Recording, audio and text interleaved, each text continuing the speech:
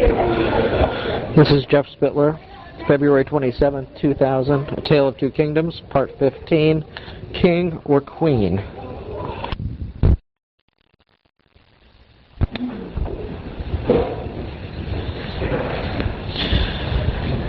Okay, well, I have to start off by way of apology here. I don't know. I probably do have enough material to fill the whole time. I'm a bit behind on my preparation, thanks to, a Suburban that got us stuck on the side of I-35 in Oklahoma City on Friday night. And then we had this windstorm. I had to cut up a tree and replace the skylights on the shed yesterday.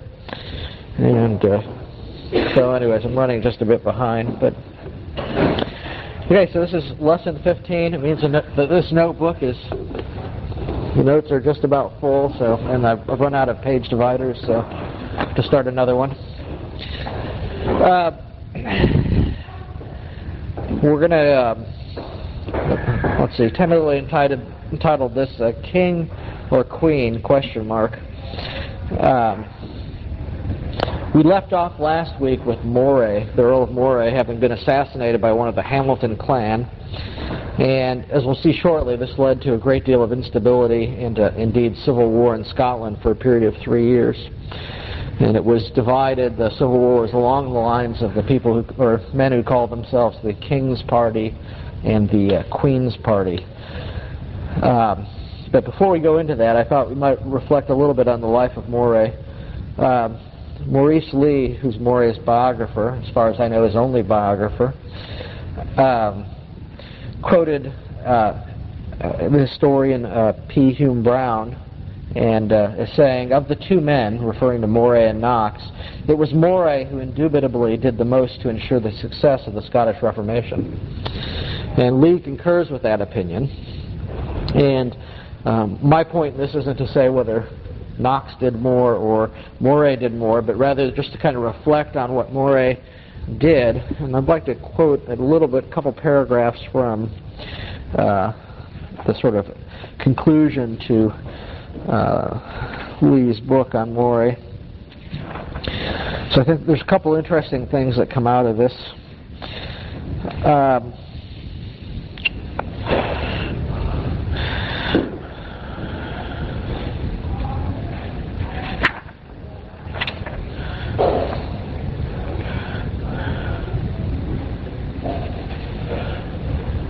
If I can find the right spot here.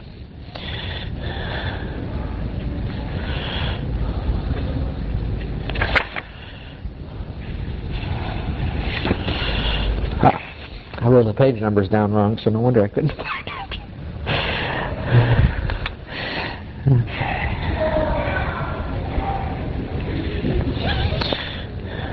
Okay. So this is after he's mentioned this quote by Hume Brown. He says, when Knox appeared on the scene in 1555, there were two questions to be answered. What form would the revolution take, and would it succeed? Knox definitively answered the first. Thanks to him, the Scottish Reformation became distinctively Calvinistic. He also helped to answer the second by supplying the new movement with the type of leadership without which it could not succeed. This leadership was, emphasis here, not his own, but that of the feudal nobles whom he converted, for in Scotland only the nobility can ensure the success of a movement of any sort. Knox was fortunate in that he found the right man among his converts. The Protestant cause in Scotland as elsewhere attracted two sorts of men, those who joined out of religious zeal and those who joined for worldly motives of one sort or another. The problem was to keep the two groups working together. This was Moray's great contribution to Scottish Protestantism. He was a man of great piety and of blameless personal life, who because of his austere morality could retain the loyalty and respect of the Protestant zealots. At the same time, he was a skillful soldier, politician, and administrator who could keep the materialistically inclined nobility in hand by moderation and concessions and extreme caution. In this respect, Moray was unique, as the difficulties of the years 1570 to 1573 show. There were some who were as pious as he, Glencairn and Lindsay, for instance, but they had no political ability. There were but a few with his political skill, Maitland, Morton, perhaps Archbishop Hamilton. None of these could command the respect of earnest Protestants, much less that of Knox. Moray was indispensable as a party leader. Under his skillful guidance, the Protestants, after overturning the old religion in 1559 to 1560, weathered the fearful threat represented by Mary. He died a few years too soon, for he might have spared Scotland the Civil War of the 1570s. Even so, by the time of his death, his work was so well done that his party could continue to function with non-entities, and then a corrupt tyrant at its head. It was Moray, then, who was chiefly responsible for the triumph of the Reformation in Scotland, for without him it is difficult to see how the new religion could have survived the challenge of Mary. In this way, Moray has left his mark on the face of Scotland to this day. Okay, so again, my point isn't to say, oh, Moray was, more important than Knox or whatever. I think in God's providence, he uses all sorts of men to do His will, and I just think it's kind of interesting reflection on from his biographer on the sort of things that he contributed in terms of making the Reformation, or maybe we should say establishing the Reformation in Scotland. He was also able to maintain good relations with England. Okay, and yes. The biographer indicated that he had Knox's respect.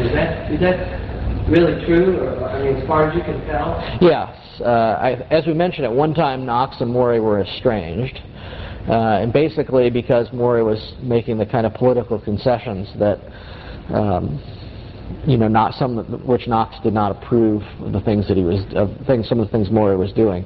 But basically, after the chase about raids, he left, was exiled, and when he came back to Scotland, he and Knox were reconciled. And I think he did have Knox's respect. Here's a follow-up question. Okay, the trick question now. Okay. No, it's not a trick question, but Moray was a pragmatist. He was a politician. He built coalitions amongst people who tried to hold things, according to Lee.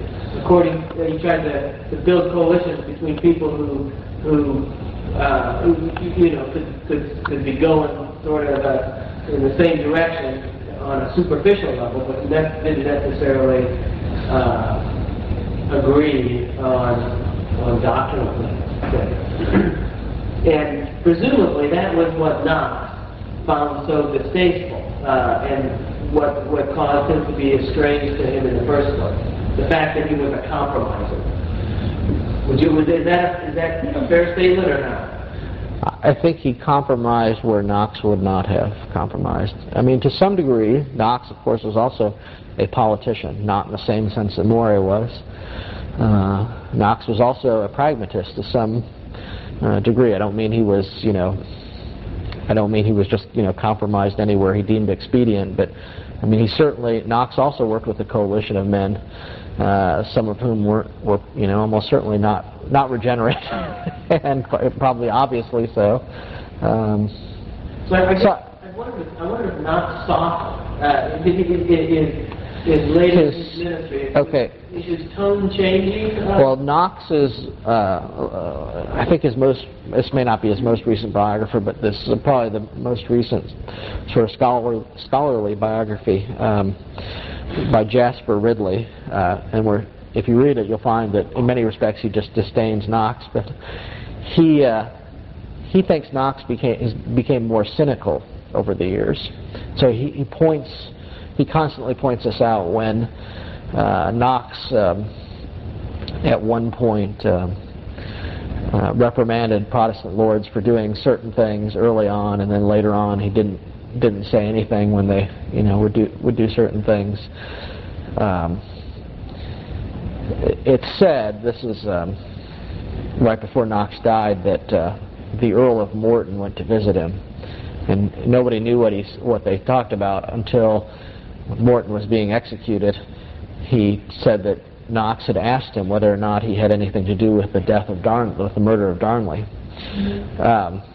And so Knox's biographer Ridley says that this shows how cynical he was, is that even though at the same time he was saying that Mary should be executed and so on for her her part in Darnley's murder, that he sort of harbored thoughts that one of the people that he worked with, this Morton, might have also been been implicated. So, I guess my point is that certainly some of Knox's biographers think he changed. I think, and he became maybe more of a pragmatist and more cynical over the years. There may be some truth to that. I don't.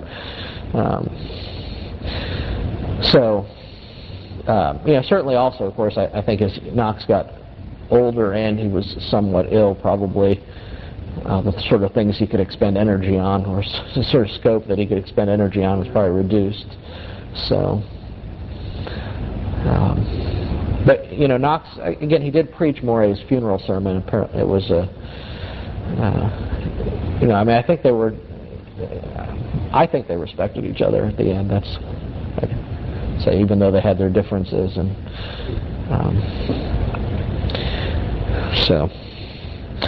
okay. Well, Moray was also able to maintain good relations with England.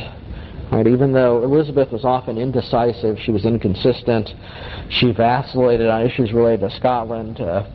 She had certain sort of internal conflicts, which one was the sort of the divine right of kings, which would suggest that Mary, nobody should touch Mary Stuart, and then on the other hand, pragmatic political considerations, and that the party that was basically overthrowing Mary Stuart was Protestant and was amiable towards England, whereas Mary Stuart was still claiming she was rightfully Queen of rightfully she should be the Queen of England. So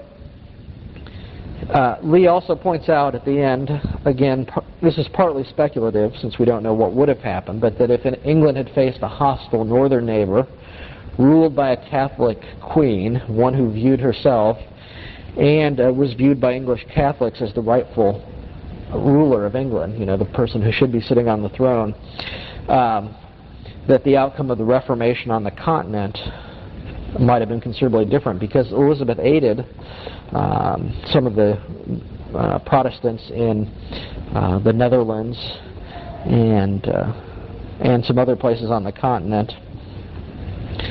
And if I can find this,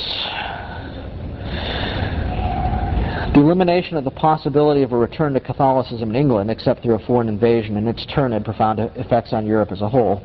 England was the only really powerful Protestant state in Europe and was looked on by Protestants everywhere as their natural ally in the struggle against the aggressive Catholicism of the Counter-Reformation. Elizabeth supported the Protestants of France and of the Netherlands, not because they were Protestants, but because it was politically expedient to do so. She was aware their chances for survival depended on her ability to prevent a Franco-Spanish combination against her. The easiest way to do this was to keep France and Spain occupied at home by seeing to it that their rebellious Protestant subjects were not crushed. To what extent the French and Dutch Calvinists owed their ultimate successes to Elizabeth is debatable. But without her aid, they might well have gone under, and if England had been Catholic, they certainly would have. It is most improbable that Elizabeth would have helped them had she had a hostile Catholic Scotland at her back. So it can be said with a good deal of justification that Moray contributed substantially to the survival of Protestantism in Europe by ensuring its triumph in Great Britain.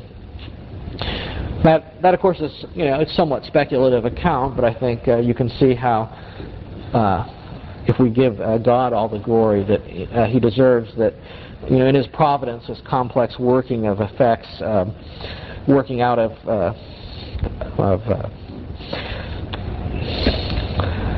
working out of His will in history, but in a fairly complex manner, benefited not only the Reformation in Scotland and in England, but also in the continent of Europe, and also later the United States.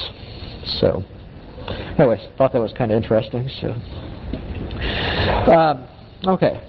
After Moray died, it led. There was sort of 3 years of a civil war of sorts. It might not be the sort of full-scale civil war that we might imagine from our own civil war here in the U.S., but.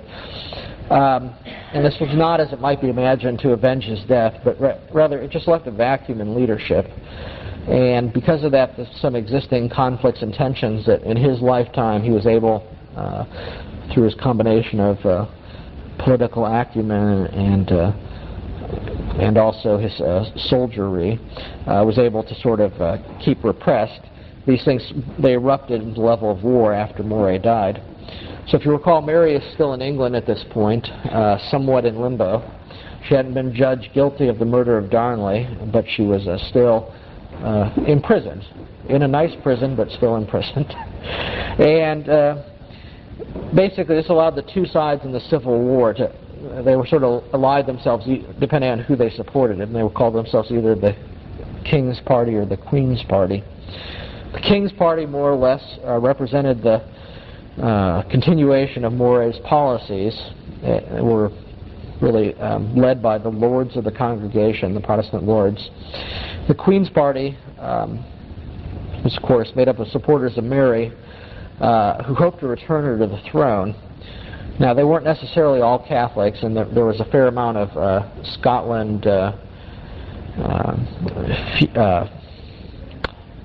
interfamily feuding. I was thinking about this. I suppose the word feud must come from feudal, right? And in Scotland, these feudal families, some of them really hated each other, and in any case, some of the battles, or some of the fighting was certainly motivated by that. Let's see. The Queen's Party held Edinburgh Castle, and Edinburgh, more or less, they held Dumbarton Castle. They could count 9 earls and 13 lords among their members.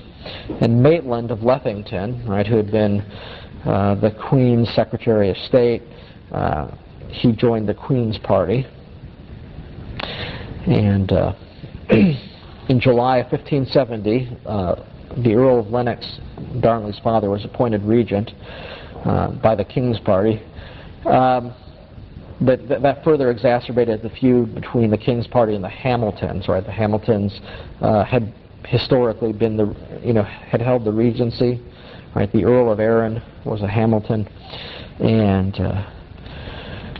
the Hamiltons, of course, had murdered Moray, and so John Knox was preaching that the Hamiltons are murderers, so it exacerbated this feud.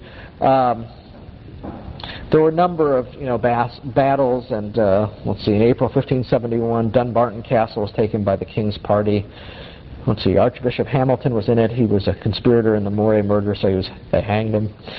The Queen's Party started to waver. Some of the lords came over to the King's Party in the summer of 1571. At the same time, really two things happened that I think politically weakened the Queen's Party. One was what was called the Ridolfi plot. Mary was involved in a number of plots over time, and finally she was executed because of that. But there was an Italian banker, and there was a plot with an English lord, Lord Norfolk, to they were going to get Spanish troops from the Netherlands under General Alva, who was Philip's general in the Netherlands. They were supposed to invade Scotland. In fact, they were going to come in at Edinburgh, so having the castle there would be very handy. And this plot was exposed. The English caught, they'd sent over 600 pounds in gold. Not 600 pounds by weight, I'm sure, but 600 pounds of gold. And they caught a courier with this gold, and they basically they went back to Mary's secretary, Norfolk's secretary, and they used ingenious methods for getting information out of him. And they found all this letters written in code, and where the key to the code was, and all this stuff that exposed this whole plot. So that, of course, wasn't good for the Queen's Party politically, because some of them still were, they were basically posturing themselves, like Maitland was still posturing themselves as if what they wanted Elizabeth to restore Mary to the throne of Scotland. And but of course the Ridolfi plot showed that Mary was trying to get herself on the throne of England. So there's also supposed to be an uprising of English Catholics to go along with this. So that plotting, of course,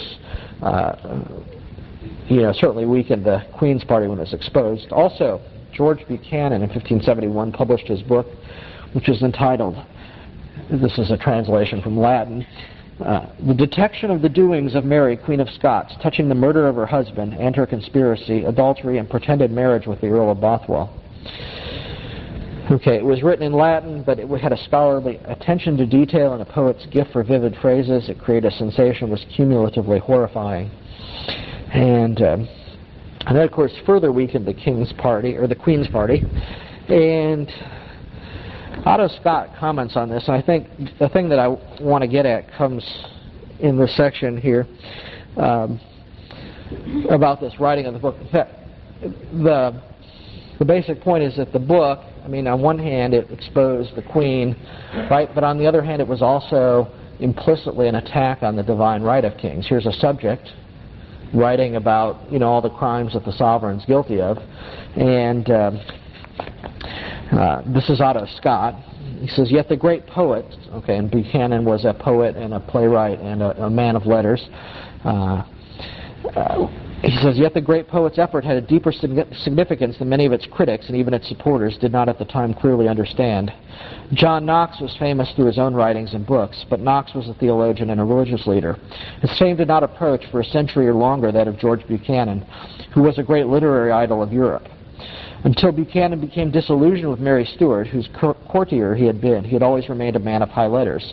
His great fame rested on poems and plays whose political implications were shrouded in oblique references and mass personae, and appeared in hints and gleams or in satire, and no more. By fashioning the case against Mary Stuart in the beautifully balanced Latin cadences that had made him famous, Buchanan carried Knox's arguments against the sacred prerogatives of sovereigns from the churches and castles of remote Scotland and England into the teeming centers of European thought. His Detectio did not so much state that case as rest upon it. That inner meaning sank more easily into the minds of readers by being implicit. By arguing about the guilt or innocence of Mary Stuart, he led his readers, believers and critics alike, unconsciously to accept the idea that great sovereigns can be judged, like their subjects, on the rules of evidence and the law. His book, therefore, was a great weapon for Knox's revolution and its doctrines. So, again, the point is just that the book itself, by appearing, was in itself revolutionary. Mike. And divine right of sovereign, when did that appear? Was the backdrop of that divine right of sovereign, was it Christian-based, or how did it come to pass? And what essentially was it? Obviously, it comes about Springfield. Yeah, the divine right, I cannot tell you the whole history of it, but I mean, obviously it's always been the desire of kings to be above the law, right, and to have their orders and decrees accepted as if they came from God himself. So I mean, you could look back even to the Roman Caesars in a pre-Christian eras wanting to say that they were God. Nebuchadnezzar. Yeah, I mean, it's a standard human temptation of kings. I'm sorry, Vicki, did you want to? It also implied in the divine right of kings because they had been divinely appointed. Right. So the Christian, I would say this is more of a doctrine that's sort of baptized with some Christian thought, right? And so there is this,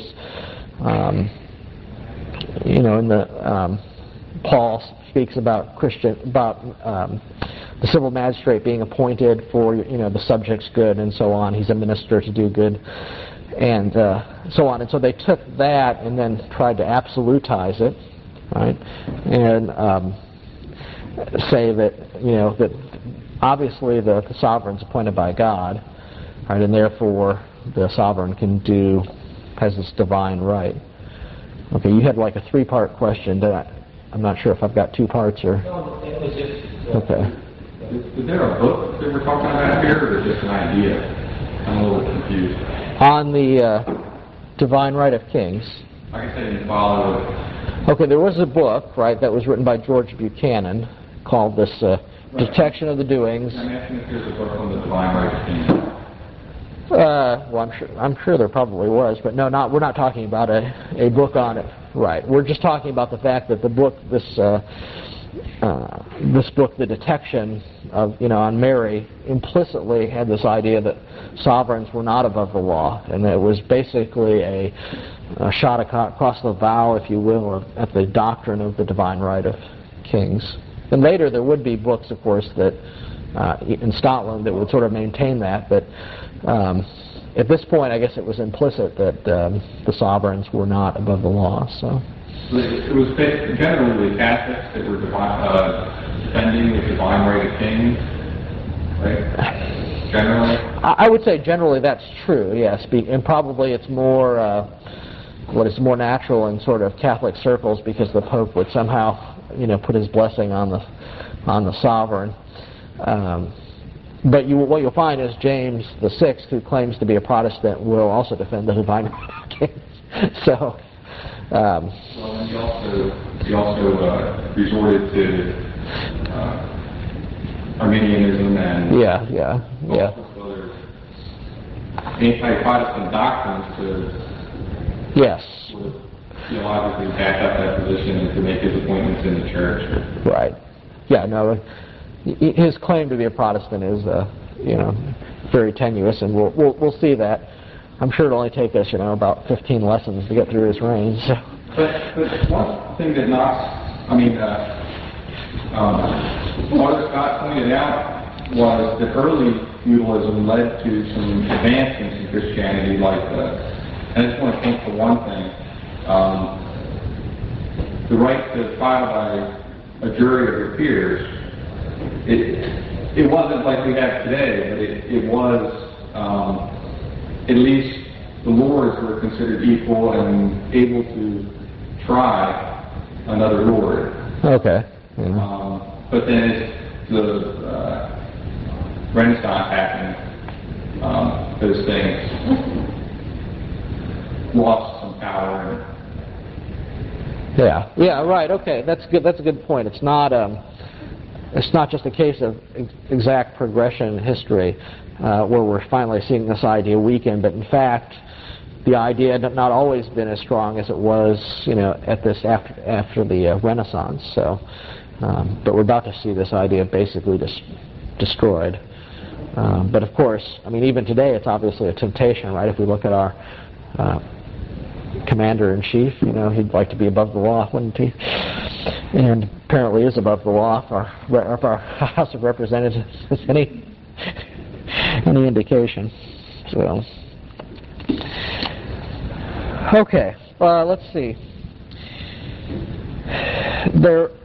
I'm purposely not trying to recount all the battles of the Civil War and so on, but in September 1571, soldiers led by one of the Hamiltons attempted to capture a number of lords of the King's Party. They were meeting. There was a parliament held in Stirling, and they actually had captured a number of them, and then some of the other troops arrived on the scene, and the troops under Hamilton started to flee, but he ordered that the Earl of Lennox be killed before they fled. So somebody just, I guess shot him with a hagbutt or harquebus. And anyway, so he died, and James VI later claimed that was his first conscious memory, was seeing the bleeding body of his grandfather being, carried into the castle. Anyways, John Erskine, the Earl of Mar, was appointed regent in his place. And while Scotland was in political turmoil, the church was also having problems of its own, due, I would say, still to some of the artifacts of the Catholic establishment. Okay, you'll recall we had these fairly long discussions on the holders of the benefices, right, and all the problems that entailed when they had archbishops and so on that had clerical concubines and ran their own little fiefdoms. Well, the benefices and this arrangement was still present, and for instance, Archbishop Hamilton that we just mentioned, he was an appointed archbishop. So at this point, some of the nobility, the Protestant lords, were conniving to obtain the benefices, right? And the benefices would be income from property rental and also from tithes. The basic scheme that what they were trying to do was they would appoint someone in their place who would agree to give most of the money to them. So it's like, we could offer somebody, you could be the Archbishop of of Payne County, and it pays £1,000 per year, but you have to give me 950 or something. And this was also further complicated by the fact that the Archbishop would also have a seat in Parliament. They didn't have parliamentary elections in the way that we would think, but the different estates of Scotland, the nobility and the church were represented in Parliament. And in August of 1571, the Earl of Morton, who will be the next regent after the Earl of Mar dies, attempted to seat a replacement for Archbishop Hamilton in Parliament. And the church objected to this, since the church hadn't examined the nominee. But that's just the tip of the iceberg. And both from the perspective of the question at hand, if we're going to have archbishops, how would they be appointed? How would they work? Because they don't fit in with the Book of Discipline. Or historically, right? This is just the start, and this is going to become this issue of whether or not the civil magistrate, the nobility, or the king can appoint bishops will become a real bone of contention, and in the future. But it's just sort of starting here. The church has been established legally, and we're starting to have some of these archbishops die. One because he was hanged, and the Earl of Morton tries to put one in place. And so the regent, the Earl of Mar, appointed a committee to examine the issue. It was made up of some ministers and some nobles, but it was pretty much weighted with those who were in favor of maintaining this system of appointed archbishops and with their benefices going back to the nobility. They reached sort of a compromise solution. They met at Leith, which is the port, near Edinburgh now, I guess, in Edinburgh. Let's see if I can.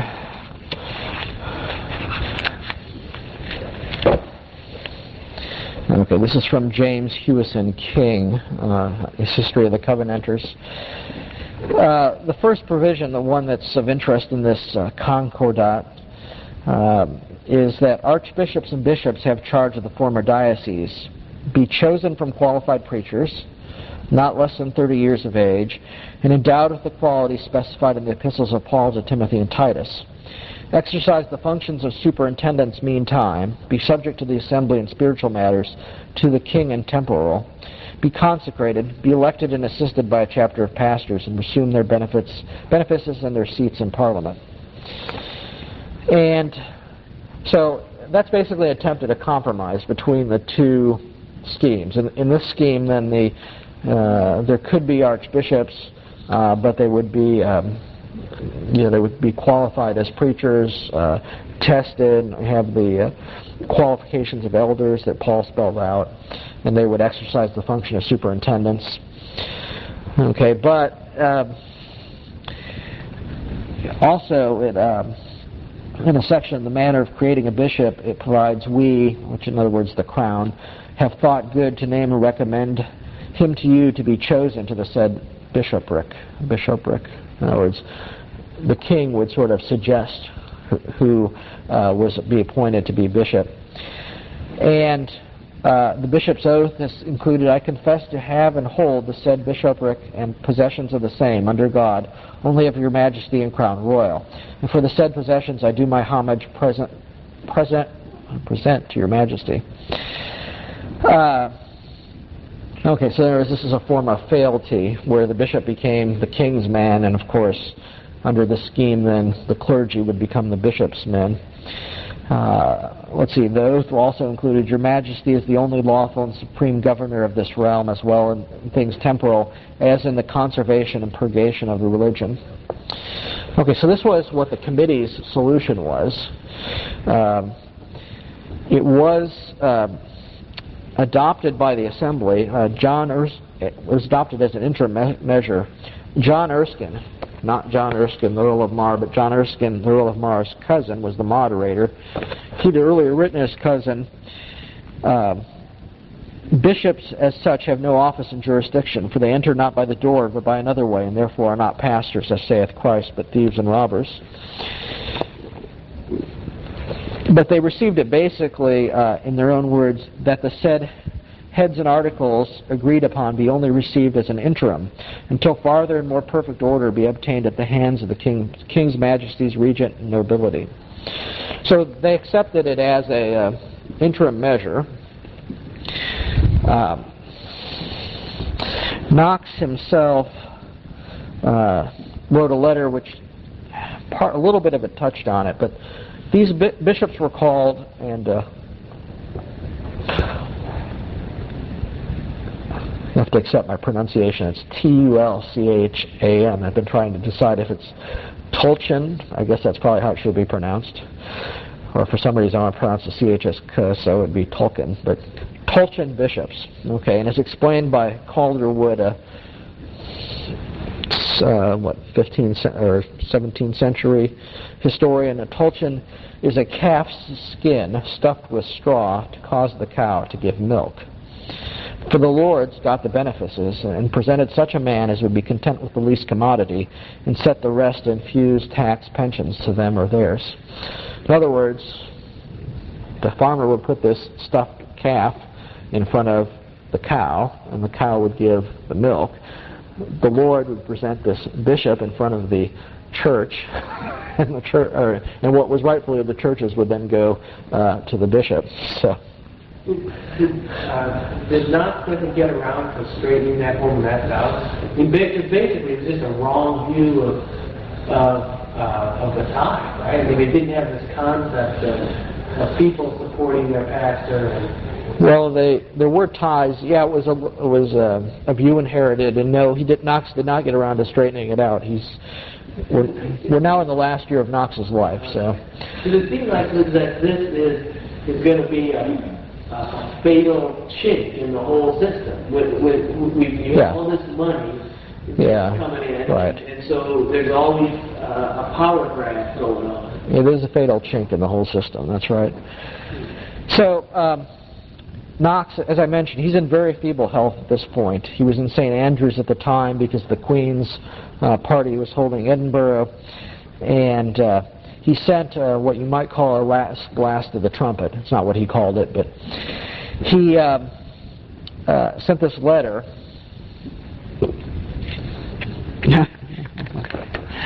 See, my printer started to give out, so, well, here we go. I guess I could probably read it from in the original sort of Scottish.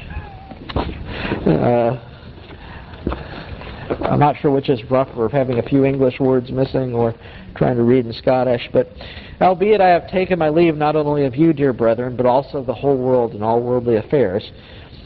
And this letter is being written to the assembly that's meeting in Perth in 5th of August, 1572 is when the letter is written. Yeah, they're meeting at the 6th, and this letter was hand-carried. Yet remaining in the flesh, I could not nor cannot cease to admonish you of things which I know to be most prejudicial to the kirk of Christ Jesus within this realm. Above all things, preserve the kirk from the bondage of the universities. Persuade them to rule themselves peaceably and order their schools in Christ, but subject never the pulpit to their judgment, neither yet exempt them from your jurisdiction. I thought Rob would like this, but take heed that nothing proceed under your name be particular factions. Farther, I have communicated my mind with the two dear brethren. Hear them, and do as you will answer before God, who presently worketh potently, how blind that ever the world remaineth. Fight ye in the truth and for the liberty of the same, and be assured to triumph with Jesus Christ, to whose mighty protection I unfeignedly commit you. Okay, written from St. Andrews, the 5th day of August, 1572. And then, and then included in this were some articles where he did basically address the bishops, but he addressed it only in sort of a sideways manner. He said that no gift of any bishopric or other benefice be given to any person contrary to the tenor of the acts made in the time of the first regent of good memory. And they that are given contrary to the said acts or to any unqualified persons may be revoked and declared null by an act of secret council. And that all bishoprics vacant may be presented and qualified persons nominated thereunto within a year after the vacating thereof, according to the order taken in Leith by the commissioners of the nobility and of the kirk in the month of January last. And in special to complain upon the giving of the bishopric of Ross to Lord Methven. So these are articles which I believe were intended for the Assembly's consideration. That no pensions of benefices, great or small, be given by simple donation of my Lord Regent without consent of the possessor of the said benefices, having title thereto in the admission of the superintendent or commissioner of the province where this benefice lieth, or of the bishops lawfully elected according to the said order taken at Leith, and desire an act of council to be made thereupon unto the next Parliament, wherein the same be specially enacted, with inhibition to the Lords of Session to give any letter or decrees upon such simple gifts of benefits or pensions, not being given in manner above rehearsed, and that the kirk presently assembled declare all such gifts null so far as lieth in their power. Let's see. That the first form of presentation to benefices, which were in the first and second regent's time, be not changed as now it is commonly, but that this clause be contained in the presentations. That if the persons presented make not residence, or be slanderous, or found unworthy in either in life or doctrine by the judgment of the kirk, to the which always he shall be subject, to which always he shall be subject, or meet to be transported to another room at the side of the kirk, that the said presentation, and all that shall fall thereupon, shall be null and of no force nor effect. And this to have place also in the nomination of bishops. And then another article requires that the bishops basically be audited every year to give an account of their rents and patrimonies. So, this comes up because there's some Episcopalian partisans say that Knox approved of bishops, and he supported episcopacy because he dealt with this. And did Knox support episcopacy? And the answer, I think, is no. Knox's biographers are basically all that I can find are all agreed on this point. Ridley, again, a secular biography of Knox, it says there's no doubt as to where Knox's sympathies lay in 1571 and 1572, but he did not put up a serious fight against them, the bishops, either before or after the agreement of Leith. His political realism made him reluctant to split the unity of the king's side. He did not attempt to fight the corruption of Morton, as he had fought, at least to some extent, the corruption of Northumberland, the Protestant lords in England. He was now much older, much more tired and ill, and much more cynical than he had been 20 years before. His only interest was to crush the Queen's men, and especially Grange and the Castilians in Edinburgh. And these were the men holding the castle in Edinburgh, the one that was making them vulnerable to this plot to land Spanish troops in Scotland. And in any case, they, I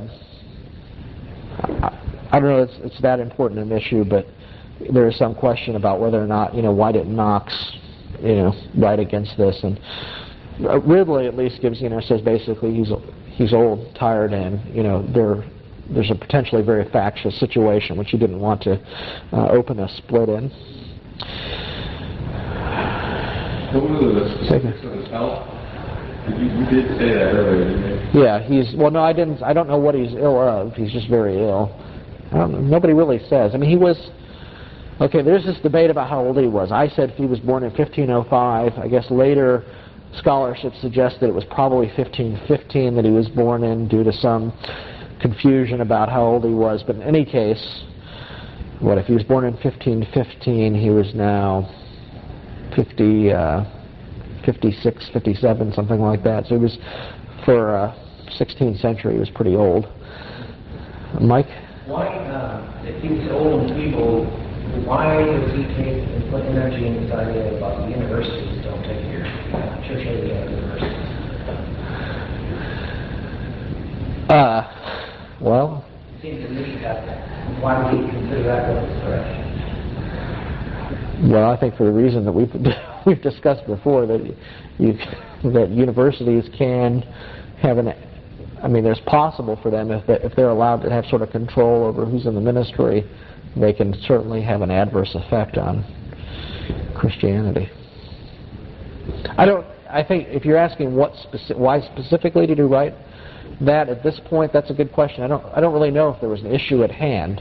Well, Rushton claims that the universities were self-consciously ecclesiastical, that they were claiming ecclesiastical authority. Self-conscious is the whole. Okay.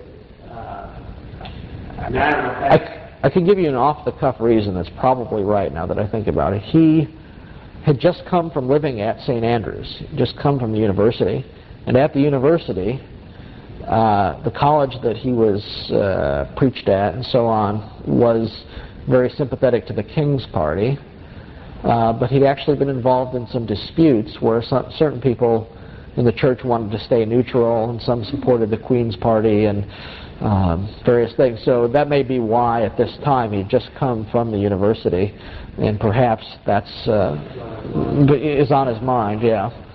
Well, in fact, he actually wrote this one. He hadn't actually left Edinburgh yet. I mean, he hadn't left St. Andrews yet for Edinburgh. So, I'll tell you what, we're just about, let me just sort of sum up what's going to happen. We might come back to it next week. There was a truce at the end of July 1572 between the King's Party and the Queen's Party. On that basis, Knox returned to Edinburgh, where he was actually